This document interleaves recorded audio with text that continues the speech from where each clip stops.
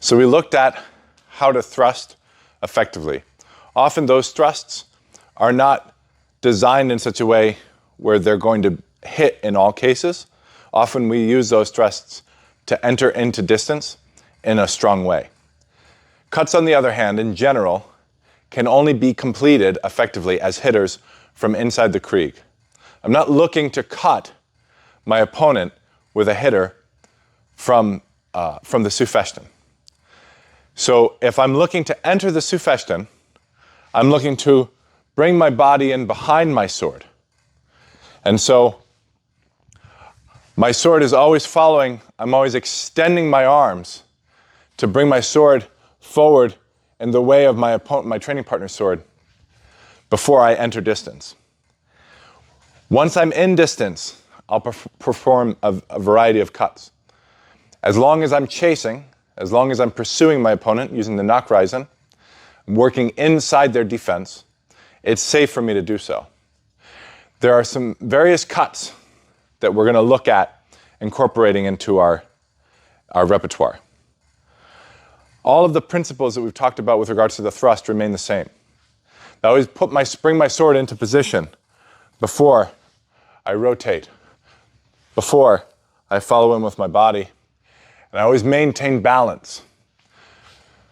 So if I bring my sword to my shoulder and I cut an overstrike, an Oberhau, I do so with the long edge.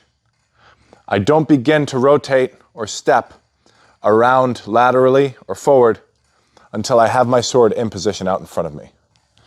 So here, in this case, I raise my sword from my shoulder up above my head with my arms fully extended.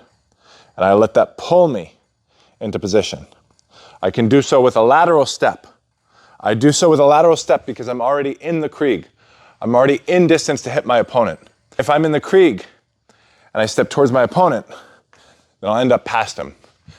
And so if I use this Oberhau from the krieg, I'll do so by getting my sword into position above my head and then allowing my sword to pull me to one side or the other.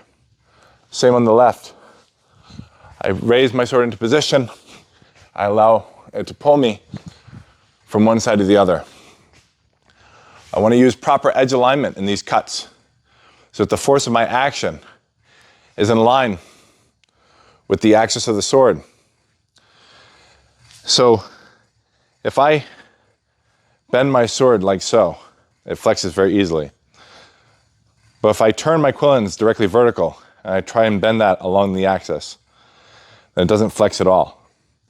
So this is the part of the sword, the orientation of the sword that I want to hit with to transfer the force of my action into my opponent. So I bring my sword up to my shoulder. I raise my sword above my head and I allow it to pull me forward.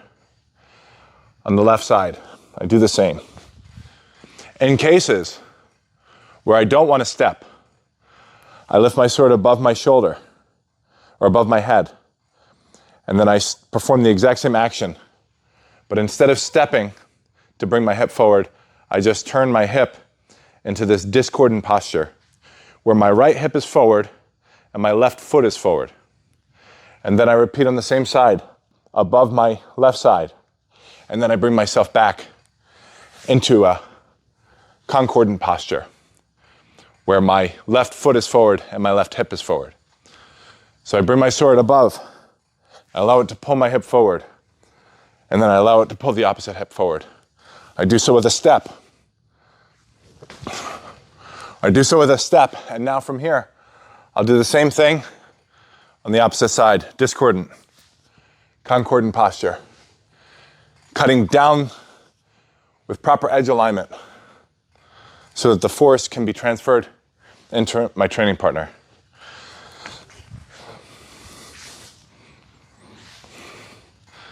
I can also perform the exact same type of action, but from below. So we're performing diagonal strikes from above. If my sword is below and I want to cut a direct diagonal strike from below, I do the same thing. Discordant, concordant, with a step. Never stepping before I cut. Never bringing my body forward before my sword. Always the sword pulls my body or my hip. Never precedes. In this way, I can effectively score my hitters from inside the Krieg with good, strong structure. Thanks for watching Historical Fencing Channel content. If you'd like to learn more, check out our Patreon link in the description for detailed, one-on-one, tailored instruction. And don't forget to like and subscribe.